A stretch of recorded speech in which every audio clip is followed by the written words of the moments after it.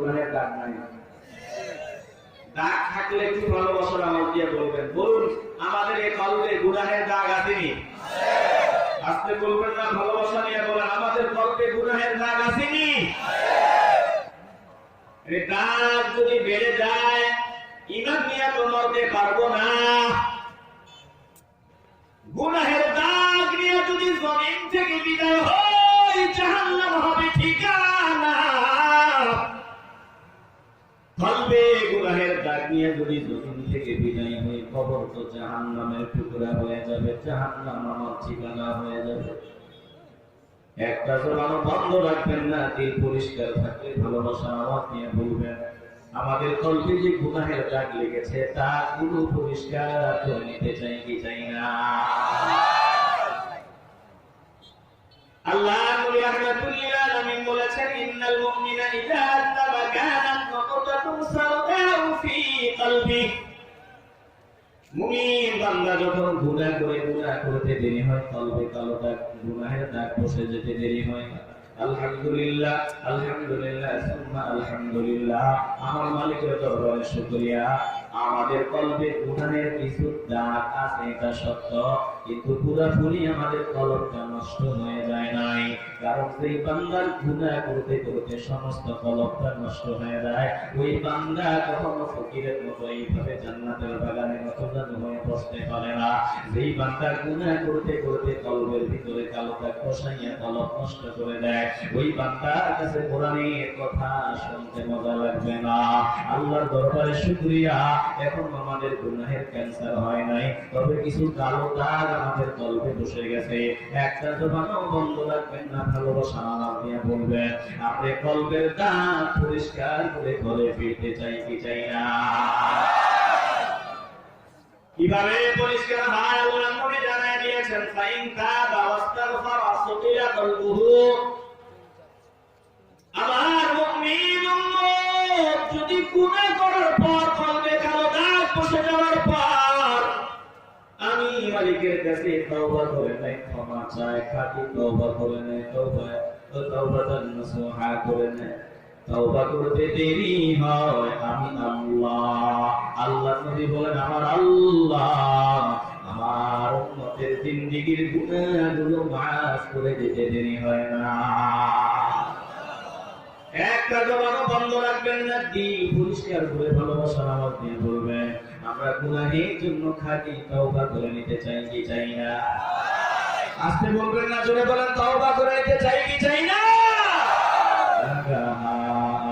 বন্দগন কর দি গুনাহ তওবা কুন্দর হালো তেরে আবখা নাগহায় বন্দগন কর দি গুনাহ তওবা কুন্দর হালো তেরে আবখা ছু গুনাহে নকদে আমদ দরজমহ তওবায়ে নসওয়ানা জানারত হেচেসো।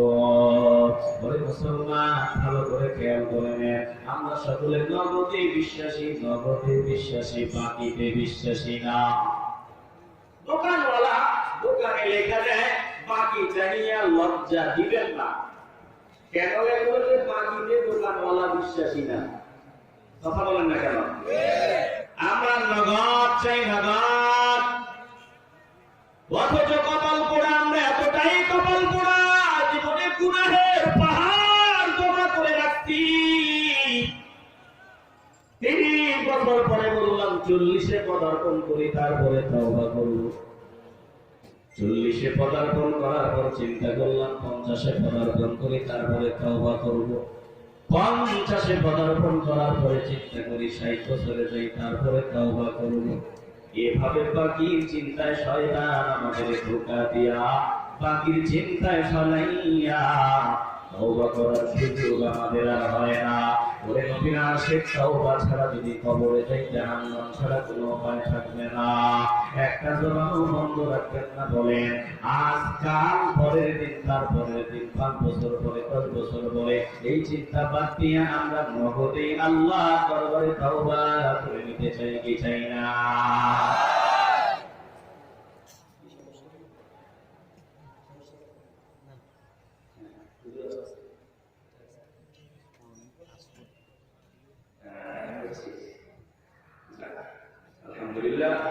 আসতেছে, আমারও সময় বানাইতেছে। আপনাদের মনোযোগ আছে তো? আসতে বলবেন না, মনোযোগ আছে তো? প্রিয় ভাই শোনেন, তওবার সুবর্ণ সুযোগ আমাদের সামনে, রমজান চলে আসতেছে। ভালো করে খেয়াল করে নেন, তওবা ছাড়া কবরে গেলে জাহান্নাম ছাড়া উপায় নাই। আল্লাহর নবী বলেন, যদি খাঁটি তওবা করে না, আমার মালিক করবে গয়লা দূর করে দেয়। আযারা ওয়া ইন যাদা যাদাত হাত্তা তা'লুয়া কলবাহু। তওবা না করিয়া হরদম গুনাহের পর গুনাহের পর গুনাহ করতেই থাকে। গুনাহ করতে করতে এক সময় বান্দার সমস্ত কলবটা নষ্ট হয়ে যায়। যেই বান্দার কলব নষ্ট হয়ে যায়, ওই বান্দা হয় নাস্তিক, হয় মুরতাদ, হয় ইসলামের দুশমন। যার কলব নষ্ট হয়ে গেছে, ওই বান্দার কাছে আযানের আওয়াজ ভালো লাগে না, কোরআনের আওয়াজ ভালো লাগে না, ওই বান্দার কাছে নবীর প্রশংসা ভালো লাগে না, আল্লাহর গুণকীর্তন ভালো লাগে না। আলহামদুলিল্লাহ, এখনো আমাদের কলব নষ্ট হয় নাই, কিছু দাগ আছে। বলুন আবারও ভালোবাসার আমল দিয়ে আমরা এই দাগগুলো পরিষ্কার করে ফেলতে চাই কি চাই না? আমার মালিক বলেন, তুবু ইলাল্লাহি তাওবাতান নাসুহা। দাগ যদি পরিষ্কার করতে চাও, বিশুদ্ধ তওবা করতে হবে, খাঁটি তওবা করতে হবে। তোমার কাপড়ের মাঝখান দিয়ে ছিঁড়ে গেছে, কাপড়ের মাঝখান দিয়ে ফেসে গেছে, ভালো কাপড়টার মাঝখান দিয়ে ছিঁড়ে গেছে, ভালো করে বুঝে নেন। এই যে ভালো কাপড়টার মাঝখান দিয়ে স্পট পড়ে গেল, দাগ পড়ে গেল, ছিঁড়িয়া গেল। আমাদের দেশে এমন অভিজ্ঞ দর্জিও কিন্তু পাওয়া যায়। অভিজ্ঞ দর্জি আছে, যে দর্জির কাছে গেলে আপনার ছিঁড়া কাপড়টা একটা সুন্দরভাবে রিপেয়ারিং করে দিবে। আপনি যখন কাপড়টা গায়ে দেবেন, আপনার কাছের মানুষ জানবে না, বুঝবে না কাপড়টা কখনো ছিঁড়া ছিল। কথা বলেন না কেন? না, আমরা চেষ্টা করে যাচ্ছি। কথা কি বুঝি কি? কথা বলে বুঝতেছেন না? এই যে পাঞ্জাবিটা আমাদের মধ্যে আমাদের জামা ছিঁড়ে যায় না, কথা বলেন না কেন? নাসুহা শব্দের একটা অর্থ বলেছি কাপড় সেলাই করা। নাসুহা শব্দের অর্থ বিশুদ্ধ খাঁটি তওবা। নাসুহা আরেকটা অর্থ বলেছি কাপড় সেলাই করা। আমরা যে কাপড় পরি, মাঝে মধ্যে কাপড় ছিঁড়ে যায় না? আসতে বলবেন না, জোরে বলেন। আমার একটা পাঞ্জাবি ছিঁড়ে গেছিল, ফালাই দিব, আমার সার্ভার হুজুররা ফালাই, আমার কাছে দেন, দেখবেন আমি এত সুন্দর ভাবে এটা রিপেয়ারিং করে আনবো, আপনি নিজেই বুঝবেন না এটা যে ছিঁড়া। সত্য সত্য সে এমন ভাবে রিপেয়ারিং করে আনছে, আমি গায়ে দিচ্ছি, এখন ভালোই লাগে যে এটা যে ছিঁড়া এটা বুঝাই যায় না। দূরের মানুষ তো বোঝা অসম্ভব, তাহলে এটা করে দিছে, কাজটা কে করে দিছে? এই যে ছিঁড়া কাপড় আমার নতুন বানাই দিছে, যেমন আছিল তেমন বানাই দিছে, এই কাজটা করে দিছে কে? আমরা টেইলার্স বলেন অথবা আমরা দর্জি বলি, অভিজ্ঞ দর্জি, অভিজ্ঞ। আমার যদি অভিজ্ঞতা না থাকতো, এই ছিঁড়া কাপড় রিপেয়ারিং করে দিয়ে পুরাই নষ্ট করে দিত। কথা পায় না? তাহলে দর্জি লাগবে অভিজ্ঞ, টেইলার মাস্টার লাগবে অভিজ্ঞ। যেমন তেমন মাস্টারের কাছে গেলে চলবে না, কথা কন ঠিক না? মাঝে মাঝে আমরা পাঞ্জাবি যখন বানাই দিলে এটা একবার গায়ে দিই না, কারণ এই দিক দিয়ে বোটা এই ঠিক মতো সিবিয়ে হয় না, বুকের মাঝখান দিয়ে এভাবে বোটে থাকে, পছন্দ হয় না, গায়েও দিই না। কারণ এই পাঞ্জাবি গায়ে দেওয়া যোগ্য না। কেন যোগ্য না? কারণ অভিজ্ঞ দর্জি না। কথা বলেন না কেন? দিছিলাম 70 টাকা দামি জিনিস, দর্জির কাছে 70 একটা জিনিস বানাই দিব পাঞ্জাবি, বানাইতে গিয়া এমন বানাইছে একবারে পাঞ্জাবি গায়ে দেওয়া অনুপযুক্ত বানাইছে। কথা বলেন না কেন? আজকে বলেন, জোরে বলেন ঠিক না? যেমন তেমন দর্জির কাছে যাওয়া যাবে না, যেমন তেমন টেইলার মাস্টারের কাছে যাওয়া যাবে না। তোমার পুরো জামাটাই নষ্ট করে দিতে পারে, পুরো কাপড়টাই নষ্ট করে দিতে পারে। যেতে হবে এমন দর্জির কাছে, এমন মাস্টারের কাছে, যেই মাস্টার ছেঁড়া কাপড় জোড়া লাগাই দিতে পারে। চিল্লায় এখন ঠিক কিনা? এজন্য আমরা অর্থনীতির মাসায়েখদের অনুসরণ করে চলি। কথা বলেন, আর আজকে বলবেন না, কথা বলেন ঠিক কিনা? আল্লাহর ওয়ালাদের বিরোধী? আমরা টুপিওয়ালাদের বিরোধী? আপনারা কি পীর সাহেবদের ভালোবাসেন না? তবে এই কথা মনে রাখতে হবে, সব কিছুতে যেমন ভেজাল আছে, পীরদের ভিতরেও ভেজাল আছে। কথা কয় না? আরেকটু ভাই, আরেকটু আওয়াজ না দিলে আমার ভিতরে কিছু মূল্যবান কথা হয়তো আসবে ভেতর থেকে, আল্লাহ বের করে দেবেন। তবে আপনারা যদি আওয়াজ না দেন আসবে না। আপনারা কি চান ভেতর থেকে কিছু মূল্যবান কথা আসুক? তাহলে বলেন ঠিক কিনা, ঠিক কিনা বলেন। ভালো করে দিয়ে কথা উপলব্ধি করে নিবেন। সব কিছুতে ভেজাল পাওয়া যায়, চাউলে ভেজাল, দইলে ভেজাল, ডাইলে ভেজাল, সব কিছুতে ভেজাল আছে, সব কিছুতে ভেজাল আছে। একটা যখন বন্ধ রাখবেন না বলে পীরদের ভিতরেও ভেজাল আছে না নাই? আর হিসাবের মধ্যে আর মস্তাজার মধ্যে যদি কোনো পার্থক্য না হয়, তাহলে এই হিসাবে কি ভালোবাসা যায়? কথা কয় না? আপনারা মনে হয় ভালোবাসবেন।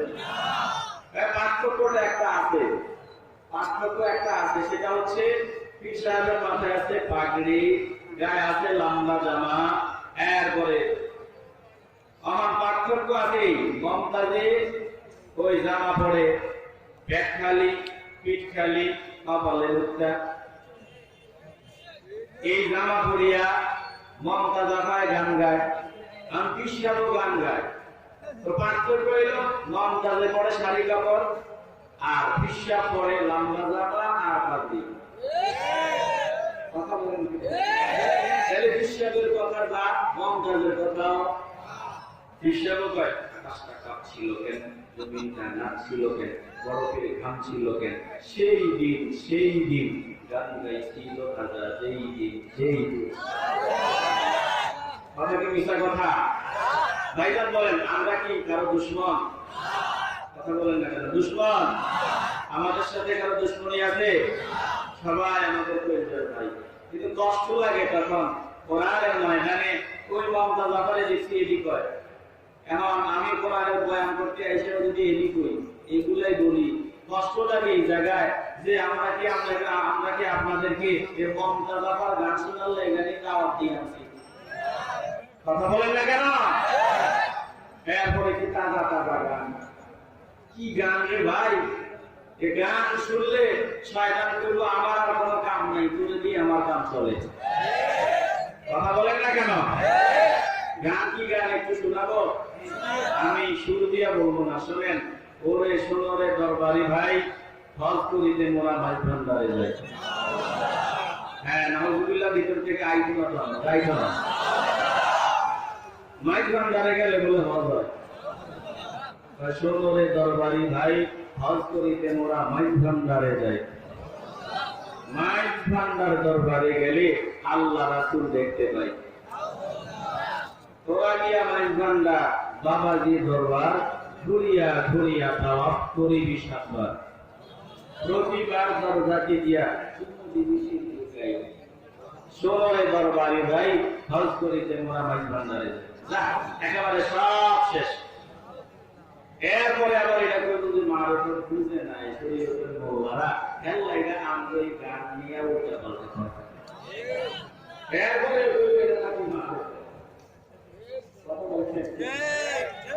আল্লাহ আমাদের হেদায়েত দেন, বলেন আমিন। এই কথা বুঝতে কি পড়ালেখা লাগে? আমি যে আপনাদের বললাম একটু আগে, শোনো রে দরবারি ভাই, হজ করিতে মোরা মাইক ভান্ডারে যাই। মাইক ভান্ডার দরবারে গেলে আল্লাহ রাসূল দেখতে পাই। তোরা গিয়া মাইক ভান্ডার বাবাজির দরবার ঘুরিয়া ঘুরিয়া তাওয়াফ করিবি 7 বার। এরপরে প্রতিবার দরজাতে গিয়া চুমু দিবি শির ঝুঁকাই। শোনো রে দরবারি ভাই, হজ করিতে মোরা মাইক ভান্ডারে যাই। এগুলো কি আমার কথা? আমার কথা? এগুলো পীর সাহেবের ভক্তদের কথা। কথা বলেন না কেন? এই জন্য আমি বলি, ভক্তের কার্যক্রমে আমি পীর সাহেবকে দোষী বানাবো না। মাইক ভান্ডারের মূল যিনি, আমি ওনাকে দোষী করবো না, মূল যিনি। আর আগাটা যারা এখন মাইক ভান্ডারের ভালোবাসা দেখাইতে গিয়া এই মাইক ভান্ডারের বদনাম করে, মাইক ভান্ডারের হক যদি কেউ থাকে, এদের উচিত এদের ওই যে কাজের জুতা দিয়া পিটাইয়া দরবার থেকে বের করা। রাগ করবেন না? এগুলা তো কিছু ব্যবসায়ী আছে, ব্যবসা করবে। এই যে আমরা আল্লাহর ওলি শাহজালাল আমাদের রহমাতুল্লাহি আলাইহি নিয়া শরীফুদ্দিন কি টাকা কম কামাইছে? কথা কয় না? শরীফুদ্দিন কি টাকা কম কামাইছে? মানে আপনারা বলেন তো ভাইজান, শরীফ ভাই শাহজালাল আমাদের রহমাতুল্লাহি আলাইহির ভক্ত? উনি বলবে ভক্ত, কিন্তু শাহজালাল আমাদের কি ভক্ত হিসাবে মানবে?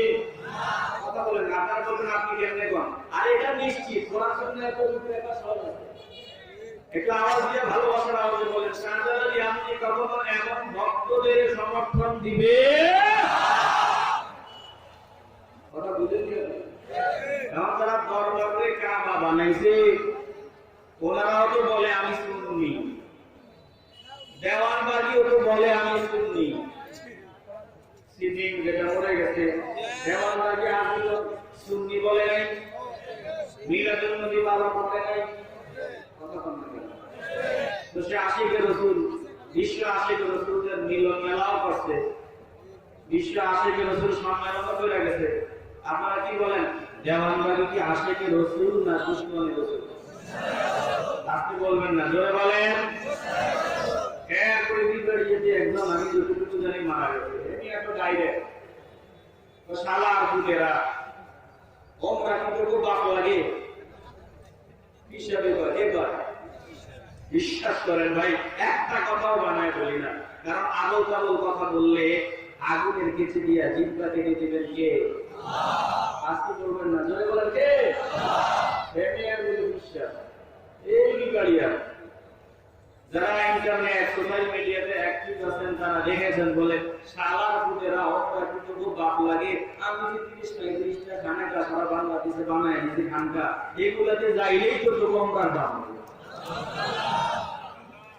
এখন আপনারা কি বলেন, এদেরকেও কি সুন্নি বলা যেতে পারে?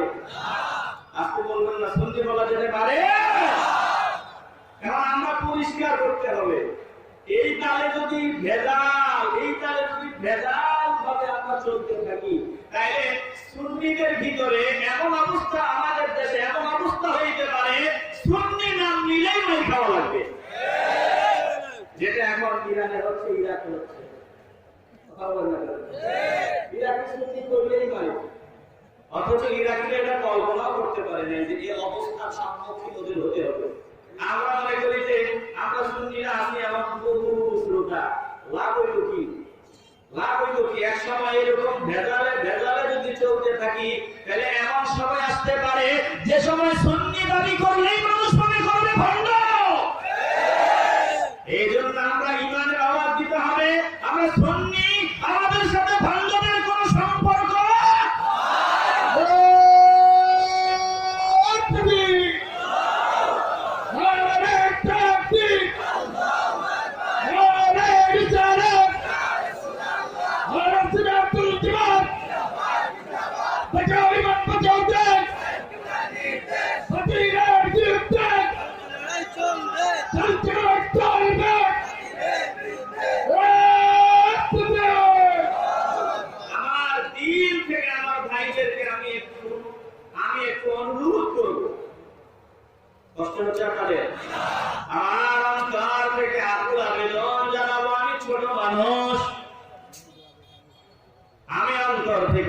আবেদন জানাবো ভাইজান, আপনাদের বহু জনপ্রিয়তা রয়েছে আলহামদুলিল্লাহ, আর কি দরকার আপনাদের, আর কি দরকার?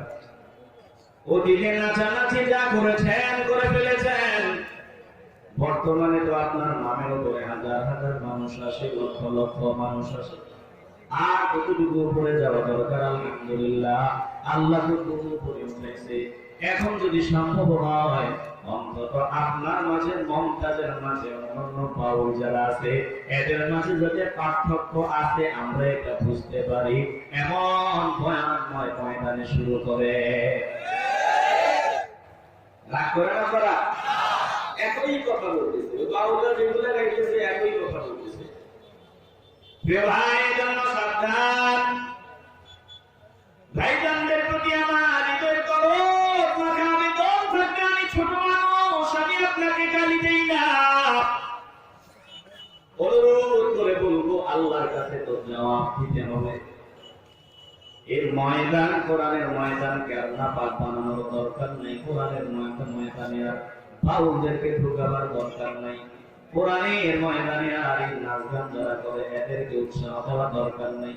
আমি টুপিওয়ালা যদি তোদের গান কোরআনের ময়দানে, সুন্নাহর ময়দানে গাই, ওরা মনে করবে আমার গান গাইতেছে। আমার গানের মতো দামি গান আর হতে পারে না। এখন ওরা এই গানের জন্য জীবন দিয়ে দেবে, কোরআন বাদ দিয়ে দেবে। দেখেন না, ওরা কোরআনের সূরা ফাতিহাও পারে না, বিসমিল্লাহটা পর্যন্ত জবান দিয়ে বের হয় না। যদি বলেন 30টা গান শোনাইতে পারবে, বলবে 30টা না, প্রয়োজনে 300টা গান আমার ভিতরে আছে শোনায় দিব। যদি বলেন কোরআনের একটা আয়াত শুদ্ধভাবে তেলাওয়াত করে শোনা, বলবে না না না, এটা সম্ভব না। এখন আমি বক্তার দ্বারা যদি ওরা উৎসাহ পায়, গানের দিকে আরো বেশি চলে যায়, তাহলে আমি আল্লাহ দরবারে জবাব দিতেই হবে। বলে কোন ঠিক কিনা? এজন্য ভাইজান, গানকে উৎসাহ দেওয়া দরকার নাই, কোরআন তেলাওয়াতকে উৎসাহ দেন।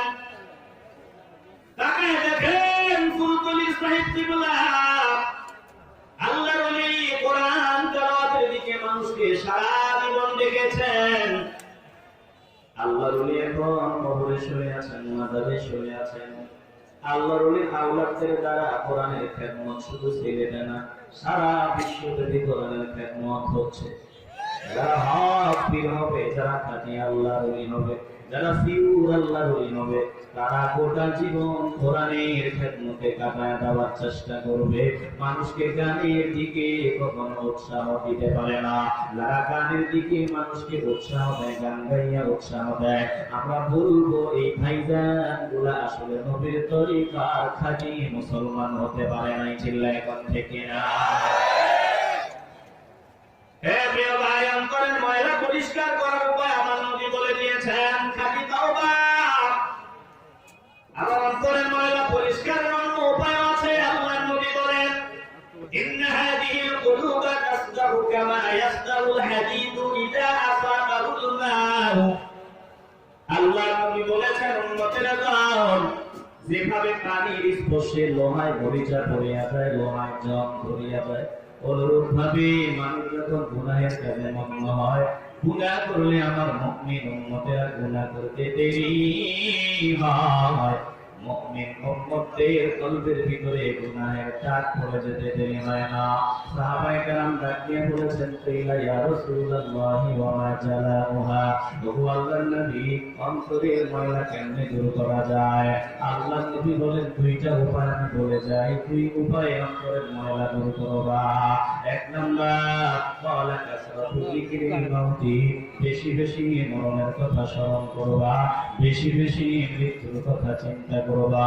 যেই বান্দা মৃত্যুর কথা চিন্তা করবে, ওই বান্দা কখনো গুনাহের কাজে মগ্ন হতে পারে না। আল্লাহর নবী বলেন, অন্তরের ময়লা যদি দূর করতে চাও, তাহলে বেশি বেশি মরণের কথা স্মরণ করবা।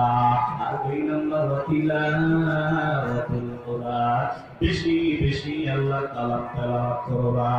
একটা জবানও বন্ধ রাখবেন না। বলেন, আমরা অন্তরের ময়লা দূর করার জন্য মরণের কথা বেশি বেশি স্মরণ করতে চাই কি চাই না? মরণের কথা অধিক স্মরণ যে বান্দা করবে, ওই বান্দা কলবে ময়লা জমবে না, গুনাহের দাগ টিকবে না। ওরে ভাই, জান্নাতের বাগানে বসে এখনো আমাদের মাথায় দুনিয়ার চিন্তা ভাবনা, ব্যবসার চিন্তা ভাবনা, ঘরের চিন্তা ভাবনা, বিয়ের চিন্তা ভাবনা, অথচ আমি ঘরের চিন্তা করতেছি, ঘরের চিন্তা ভাবনা নিয়ে চলতেছি। হতে পারে এমনটাও হতে পারে, আজ রাত আমি ঘরে গিয়ে শুনব, সকাল হওয়ার আগেই আমাকে সাদা কাপড়ের প্যাকেট হয়ে যেতে হবে। আর সাদা কাপড়ের প্যাকেট হওয়ার আগে যদি কলবের ময়লাগুলো পরিষ্কার করতে না পারি, জাহান্নাম ছাড়া কোনো উপায় থাকবে না। কখন যদি আমাকে সাদা কাপড়ের প্যাকেট হয়ে যেতে হয় বলা যায় না। এই কিছুদিন পূর্বে প্রোগ্রামে গেলাম, আমরা আমার সামনে বসে কান্না করা আরম্ভ করে দিয়েছি। কান্নার কারণ জিজ্ঞাসা করার পর আল্লাহ বান্দা জবাব দেয়, বুঝাইতে পারি না। আমি সন্তান, পরিবার, পরিজনের জন্য আমার জীবনের সিংহভাগ সময় প্রবাসে কাটায় দিলাম। 18 বছর পর আমি বাংলার জমিনে নিয়ে আসলাম। হুজুর গো, আমার একটা সন্তান, সব মানুষকে জিজ্ঞাসা করে, একটা মানুষ এমন পাবেন না আমার সন্তান কারো সামনে সালাম দেয় নাই, হাসি মুখে কথা বলে নাই, মুরব্বীদের দেখলে সাইকেল থেকে নেমে যেত, এমন সন্তান আমি বিদেশ থেকে বাড়ি আসার আগে তাকে বাড়িতে পাঠাইছিলাম। এই যে গত রমজানের কথা আল্লাহর বান্দা বলে, ইফতারের আগ মুহূর্তে আমার সন্তান মোবাইল ফোনে আমাকে ইমুতে কল দিয়েছে, আমার দেখায় বলেছে, আব্বু গো দেখো ইফতার করতেছি, কয়েকটাই যে ইফতার। আমার সন্তান আমাকে ইফতার দেখাইলো, আমি দেখলাম সন্তান ইফতার করলো। হুজুর 10 মিনিট পর আমার সন্তানের ফোন থেকে আবার কল আসলো, আশা নিয়ে ফোনটা রিসিভ করলাম। ফোন রিসিভ করে দেখি কান্না ভাব নিয়ে কথা, আমার সন্তানের কণ্ঠের আওয়াজ শোনা যায় না। কে গো আপনি কান্না করেন কেন? বিপরীত দিক থেকে আওয়াজ আসছে, 3 নম্বরটাই মোবাইলের মালিক আর দুনিয়ায় নাই। এই মোবাইল ফোনের মালিক আর দুনিয়ায় নাই। এই মোবাইল ফোনের মালিক একটু আগে রাস্তায় অ্যাক্সিডেন্ট করে জমিন থেকে বিদায় হয়ে আল্লাহর বান্দা ইফতার করে মসজিদে রওনা দিয়েছে অথবা আসতেছে, এমন সময় আল্লাহর বান্দা অ্যাক্সিডেন্ট করে জমিন থেকে বিদায় হয়ে গেল। ওরে নবীর আশিকের দল, এরকম বহু তাজা ঘটনা পাওয়া যায়। কত আশা নিয়ে আমরা চলি। এই যে আপনাদের সিলেটের আল্লাহর বান্দা এমপি মহোদয়, সিলেটের এমপি মহোদয় সুস্থ ড্রাইভার দেখলাম কান্না করতেছে, বিশ্বাস করতে পারতেছে না, বাস জমিন থেকে চলে গেছে। ওরে ভাই, ভাবছেন দেখি চলে যাওয়ার পরে কবরে শোয়ানোর পরে ভাবছেন যে আপনার দেহটা মাটি খেয়ে ফেলবে, মাটিতে মিশে যাবেন, আর কিছুই হবে না। আপনি বোকা। ভালো করে হৃদয় নিয়ে উপলব্ধি করে নেন, এই দেহটা হয়তো মাটি খেয়ে ফেলবে, হাড্ডি খেয়ে ফেলবে, হাড্ডি পর্যন্ত মাটি খেয়ে ফেলবে, হয়তো বা মাটিতে মিশে যাবে না, আপনার অস্তিত্ব থাকবে না। কিন্তু ভালো করে খেয়াল রাখবেন, আপনি আল্লাহর হাত থেকে বাঁচতে পারবেন না। বিবেকবান মানুষ এগুলো বুঝে নেয়। আমি আবু হানিফা আপনাদের সামনে বসে কথা বলতেছি, এই মুহূর্তে যদি আমার দেহ থেকে আমার আসল মানুষটা চলে যায়, রূহটা চলে যায়, আপনারা আমাকে আবু হানিফ বলবেন না, আবু হানিফার লাশ বলে সম্বোধন করবেন। ও বোকা ভাই, আবু হানিফার লাশটা মাটি খাইলেই কি না খাইলেই কি, আবু হানিফ তো আল্লাহর দরবারে চলে গেছে, আল্লাহ তো গ্রেফতার করে নিয়ে গেছে। ওটা ভিতরে আছে বলে আপনার একজন দাঁড়াইয়া যদি আমার পেটের নরম চামড়া একটা চাপ দেন, আমি সহ্য করতে পারবো না। কেন পারবো না? কারণ আমার ভেতরে এখন আমার আসল মানুষটা আছে, আবু হানিফা এখনো আমার ভেতরে আছে। এই জন্য আমার পেটের নরম চামড়ায় যদি আমার চাপ দেন, আমি সহ্য করতে পারবো না। একজনের চাপ আমি সহ্য করতে পারবো না। আর আমার ভেতর থেকে যদি রূহটা চলে যায়, আপনারা সবাই মিলে যদি প্রতিযোগিতা নিয়ে আমারে মারেন, আমারে যদি এক পিস না হাজার টুকরা আমাকে করেন, আমার কোনো অসুবিধা হবে না। কেন হবে না? কারণ আমার ভেতরে আসল মানুষ নাই বলে কোন ঠিক কিনা? বুঝে থাকলে ভালোবাসা দিয়ে বলবেন। তাহলে মানুষকে কি কখনো মাটি খাইতে পারে? আসতে বলেন কেন? জোরে বলেন। মানুষের বডিটা মাটি খাইতে পারে, হয়তো বা আর অনেকের মাটি খাবেও না। হয়তো আমাদের বডি মাটি খেয়ে ফেলবে, কিন্তু আমাকে মাটি খাইতে পারে না। মালিকের দরবারে আমাকে যেতেই হবে, দাঁড়াতেই হবে। যদি কল্পের ভিতরে গুনাহের ময়লা নিয়ে মালিকের সামনে দাঁড়ায়, জাহান্নাম ছাড়া উপায় থাকবে না। এই জন্য শেষ সময় আরেকটু আবেগ আর ভালোবাসা আমার দিয়ে বলবেন, আমরা কল্পের গুনাহের দাগ পরিষ্কার করতে চাই কি চাই না? শয়তান আল্লাহর সামনে দাঁড়ায় চ্যালেঞ্জ করে বলবো, আল্লাহ কেমনে দাগ না লাগে তা আমি দেখবো। কল্পের ভিতরে গুনাহের দাগ আমি লাগাইয়াই ছাড়বো। শয়তান আল্লাহর সামনে দাঁড়ায় চ্যালেঞ্জ করেছে। ভালো করে নিয়ন্ত্রণ করেন। আল্লাহ নবী বলেন, ইন্নাশ শাইতানা ক্বালা ওয়া ইজ্জাতিকা ইয়া রাব্বি লা ويرغب بعبادك ما دامت أرواحهم في أجسادهم শয়তান ডাক দিয়া বলল মালিক আল্লাহ আপনার ইজ্জতের গঠন করে বলতেছি আমি দেখবো কেমনে তাদের কলবে গুনাহের দাগ না লাগে আমি তাদেরকে গোমরাহ করে দিব জাহান্নামী বানাইতে থাকবো যতক্ষণ পর্যন্ত তাদের দেহে প্রাণ থাকবে আমার মালিক আমাদের পক্ষে ভালো করে খেয়াল করেন আল্লাহ তাআলা আল্লাহ নবী বলেন আমার মালিক বলে দিয়েছেন ফাকালা রাব্বু আযযা ওয়া জাল্লা ওয়া ইজ্জতি ওয়া জালালি ওয়া ইরতিফা'i মাকানি লা আযালু আকফিরু মাস্তাগফিরুনি শয়তান বলল আল্লাহর ইজ্জতের কথা আপনার বান্দাদের কলবে দাগ লাগাইতে তাদের গোমরাহ বানায় দিব জাহান্নামী বানায় দিব যতক্ষণ তাদের দেহে প্রাণ থাকবে আমার মালিক বললেন আমার মুহূর্তের কসম ইজ্জতের কসম উচ্চ মর্যাদার কসম তুই তো একটা ধরে আমি ডাবল কসম করলাম শুনিয়ে লো আমার বান্দাগণ যতক্ষণ পর্যন্ত গুনাহ করার পর নাফরমানি হয়ে যাওয়ার পর যতক্ষণ পর্যন্ত আমি মালিকের দরবারে তাওবা করতে থাকবে আমি মালিক ততক্ষণ পর্যন্ত আমার বান্দাদের ক্ষমা করতে থাকবো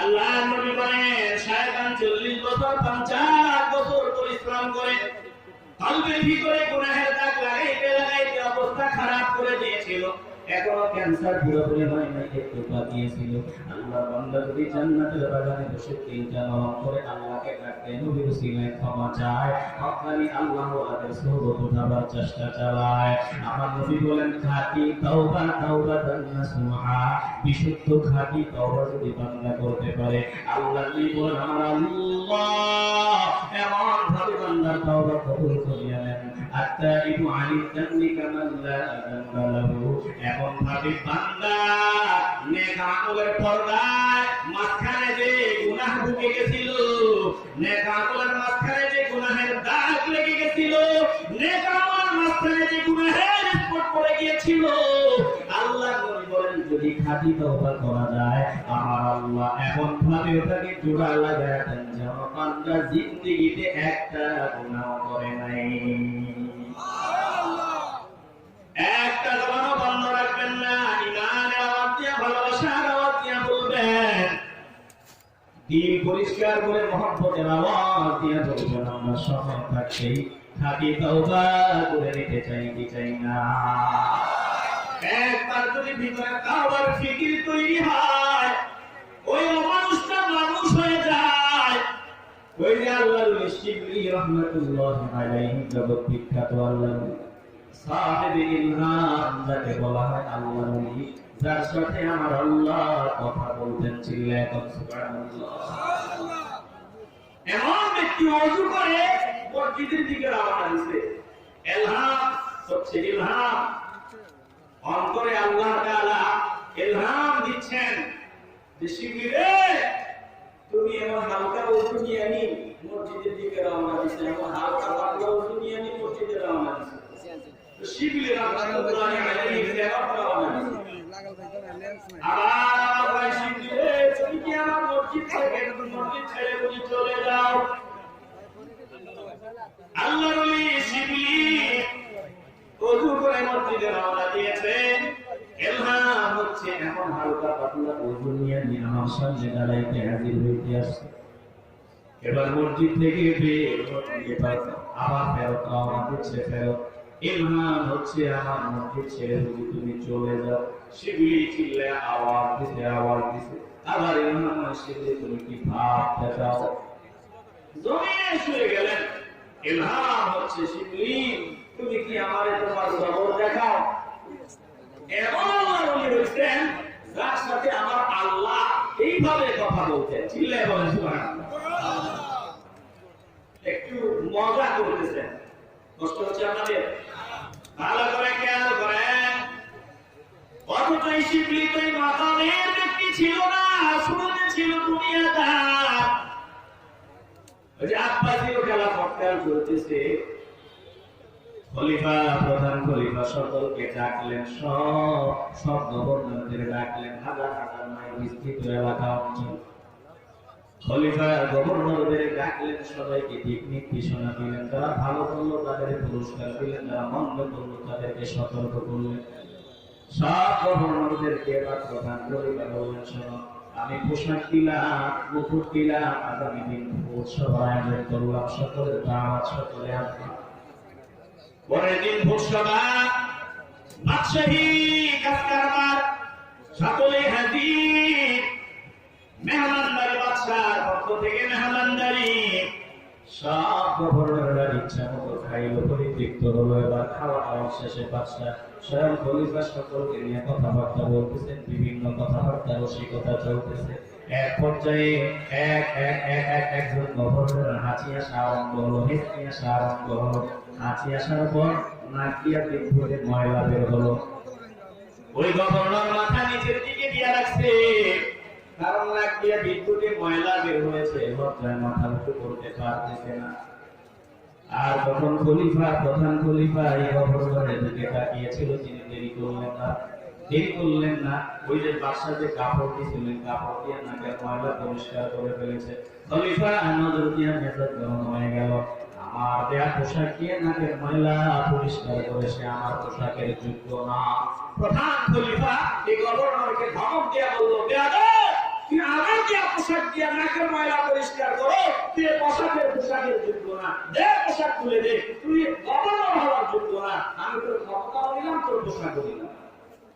এতক্ষণ তো সুন্দর আওয়াজ ছিল, কিন্তু খলিফা, প্রধান খলিফা যখন আওয়াজ দিলেন, সবাই ভয়ে চুপচাপ হয়ে গেল। অবস্থা বেগতিক, অবস্থা খারাপ। এই আল্লাহ বান্দা পোশাকও খুলে নিল, ক্ষমতাও খুলে নিল, ক্ষমতাও কেড়ে নিল। এবার সবাই চলে গেল যার যার জায়গায়।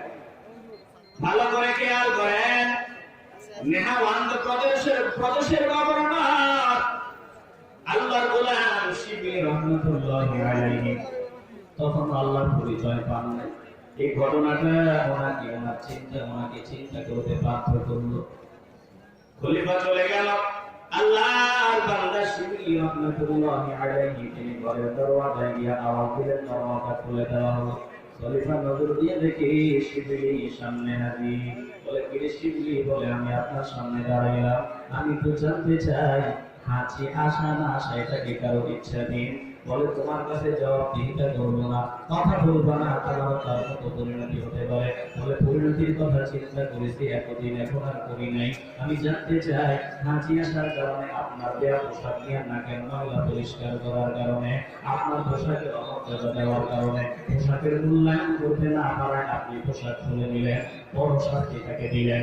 আমি তো দুনিয়াদার, আমি চিন্তা ভাবনা করে সিদ্ধান্ত নিলাম, আজকে সামান্য একটা পোশাক আপনি দিলেন, পোশাকের ময়লা লাগাইলো কেন? মেজাজ গরম করে ফেললেন। সকলের সামনে তাকে লাঞ্ছিত করলেন, বেইজ্জতি করলেন, সকলের সামনে তার পোশাকও খুলে নিলেন, তার ক্ষমতাও কেড়ে নিলেন। ও বাদশা, আমি চিন্তা করে দেখলাম, আমি ভাবিয়া চিন্তা করিয়া সিদ্ধান্ত নিলাম, আমার মালিক আমাকে মানুষত্বের পোশাক পরায় দিছে। আমার মালিক চাইলে তো আমাকে কুকুরের কাভার পরাইয়া দুনিয়াতে পাঠাইতে পারতেন, সুরের কাভার পরাইয়া দুনিয়া পাঠাইতে পারতেন। আমার মালিক আল্লাহ আমাকে মানুষত্বের পোশাক পরিয়েছেন, উম্মতের মুহাম্মদী হওয়ার তৌফিক দান করেছেন। আমি আমার মানুষত্বের পোশাকে গুনাহের ময়লা লাগায় ফেলাইছি। আমার মানুষত্বের পোশাকে সুদের ময়লা, ঘুষের ময়লা, অত্যাচার অবিচারের ময়লা, জুলুমের ময়লা। না না না, আমার পোশাককে আমি পবিত্র করতে হবে। আর যেভাবে আপনার দেয়া পোশাকের মূল্য দিতে না পারার কারণে পোশাক খুলিয়ে নিলেন, আর হিসাবের দিন আমার মালিক যদি আমাদের ধরেন যে আমার পোশাকের মূল্যায়ন কেন করলি না, তখন আমি জবাব দিতে পারবো না। অতএব আমি দেরি করলাম না, আপনার ক্ষমতা ছিঁড়ে নেন, আমি মানুষের পোশাক পরিষ্কার করার জন্য চললাম। আল্লাহ বান্দা শিবলি এখনো দুনিয়াদার, চলে গেল, কার কাছে যাবে? যেমন ব্যক্তির কাছে যাওয়া যাবে না। একটু আগে যে বললাম, নামের আগে পীর থাকলেই পাগল হওয়া যাবে না, দেখতে শুনতে চমৎকার দেখলেই পাগল হওয়া যাবে না। এমন ব্যক্তির কাছে যেতে হবে যে ভালো গুরুজি, যে ভালো মাস্টার, এমন ব্যক্তির কাছে যাওয়া লাগবে। আল্লাহ বান্দা সেগুলি চিন্তা করে কার কাছে যাব? বলে, জুনাইদ মুনতাজির কাছে যাব, কারণ ওনার কাছে ইলমে মারিফত আছে। চিল্লায় সুবহানাল্লাহ। আমিও তো কাহিনী বলার সময় আমার নাই। চলে গেলেন, একজন গভর্নর আসতে থাকে আসতে নজর দেয় না। অথচ আমাদের দেশে বর্তমানে যার টাকা পয়সা যত বেশি, যার ক্ষমতা যত বেশি, বিশ্বাসের গানে ওদের কত বেশি মূল্য বেশি। মুরিদ যদি তাকওয়ার দিক থেকে আল্লাহর ওলি হয়ে থাকে, এই মুরিদের জায়গা পায় বলে। আর কোটিপতি যদি হারাম খোদা হয়, সে আজকে মুরিদের চেয়ার গালি করে বসতে চায়। আছে না নাই? আসতে বলবেন না, জোরে বলেন আছে না নাই? ভাই, আল্লাহর ওলিরা আল্লাহ ছাড়া আর কাউকে ভয় করে চলে। আসতে বলবেন না, জোরে বলেন ভয় করে চলে। ভাই, বিস্তারিত কথা বলবো না। এই যে দুনিয়াদার কলবের ময়লা পরিষ্কার করার জন্য জুনায়েদ বগদাদীর কাছে গেলেন, আর 5 বছর পর্যন্ত মেহনত করালেন, পরিশ্রম করালেন, অহংকার মুক্ত করার জন্য ভিক্ষার থালা পর্যন্ত হাতে দিয়েছিলেন। অহংকার বড় খারাপ জিনিস ভাই। যার ভিতরে অহংকার থাকবে ওই বান্দার কখনোই আল্লাহর ওলি হতে পারবে না। চিল্লায় বলেন ঠিক কিনা? এখন অহংকারটা কি আমরা তো এটাও বুঝি না। অহংকারটা কি একটু ভালো করে খেয়াল করা। আল-কিবরু ইনকারুল হাক্কি ওয়া ইহতিকারুন নাস। অহংকার হলো যারা নিজেকে অন্যের তুলনায় বড় মনে করবে তারা অহংকারী। অহংকারী হলো তারা যারা সত্যকে মানতে চায় না, সত্যটা গ্রহণ করে নিতে চায় না। এর মানুষগুলো অহংকারী। এটা কি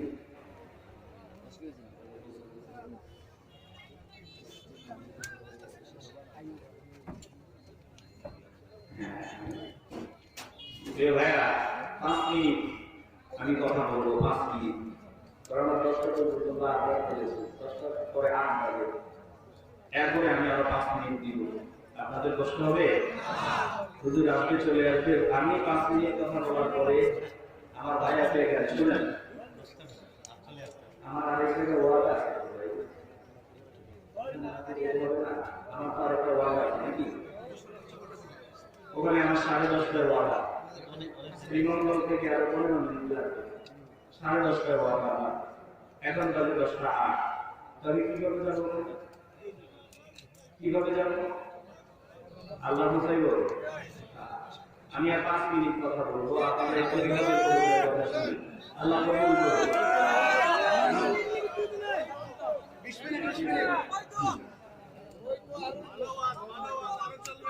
নিজের কাজ করলো না, নিজের বানাতে হবে। ঠিক নেই? নিজের কাজ করলো না, বুঝতে হবে না। বুঝতে হবে যে হুজুর আরেক জায়গায় ওয়াজ আছে। এটা বুঝতে হবে আমাদের। আমি জানি আব্বাসী সাহেবের পরে এমন হয়। এই জন্য বারবার বলছি, বিশেষ করে আমি আমাদের খুব ভালোবাসি।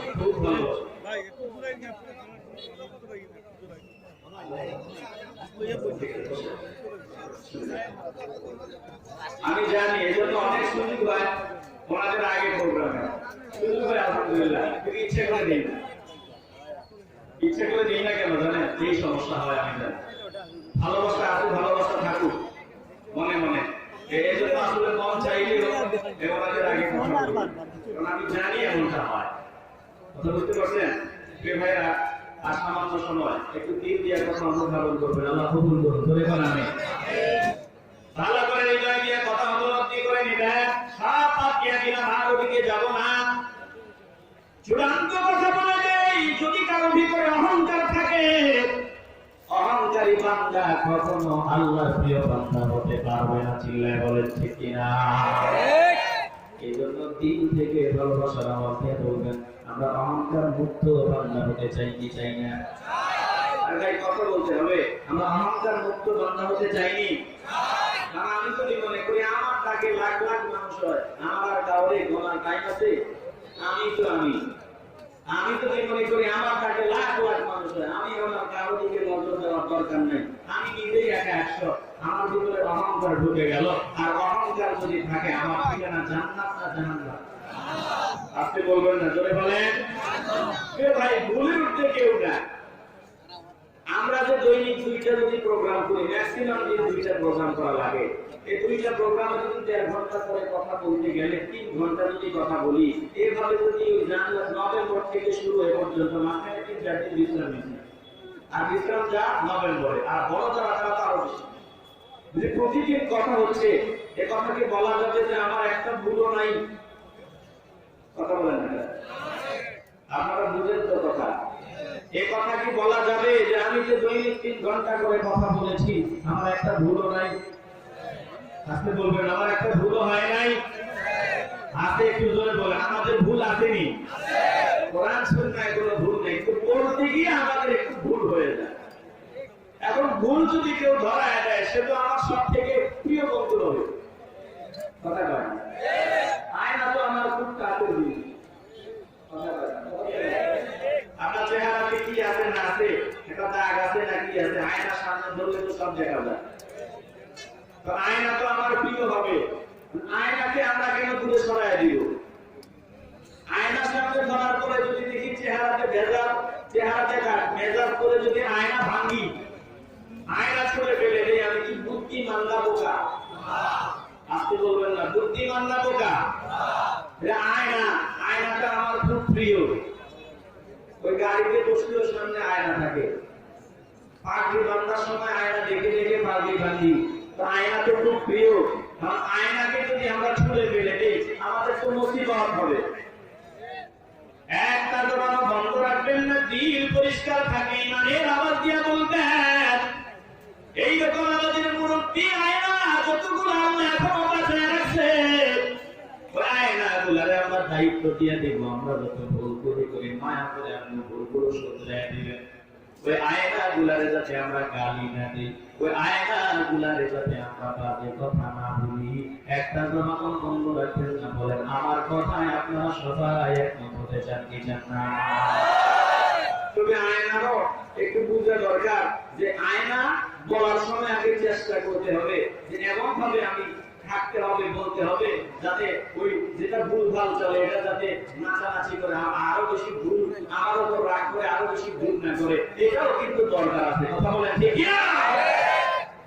প্রিয় ভাই, একটু হৃদয়ঙ্গম করে নেন, কেউ ভুলে উঠছে না। অহংকারী বান্দার ঠিকানা জাহান্নাম। অহংকার কাকে বলে? বলেছে বান্দা নিজেকে বড় মনে করে সে বান্দা অহংকারী। আর যেই বান্দা সত্যকে অস্বীকার করে ওই বান্দা অহংকারী বান্দা।